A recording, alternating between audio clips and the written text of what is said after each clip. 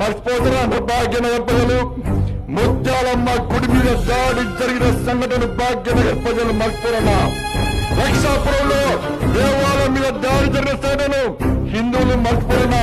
అరే శంషాబాద్లో నవగ్రహాల గుడి మీద దాడి జరిగిన సంఘటనను ఈ భాగ్యనగర్లోని హిందూ సమాజం మర్చిపోరన్నా. పగ తీసుకోవడానికి భాగ్యనగర్ ప్రజలు సిద్ధంగా ఉన్నా. ఇవాళ బంగ్లాదేశ్ లో హిందువుల మీద హిందూ దేవాలయంలో దాడి జరుగుతున్నాయన్న బంగ్లాదేశ్ లో.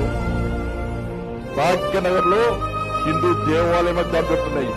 రాబోయే రోజుల్లో భాగ్యనగర్ బంగ్లాదేశ్ గా మార్చడానికి కాంగ్రెస్ పార్టీ ఎన్నికల కోసం ప్రయత్నం చేస్తున్న భాగ్యనగర్ ను బంగ్లాదేశ్ గా మార్చాం.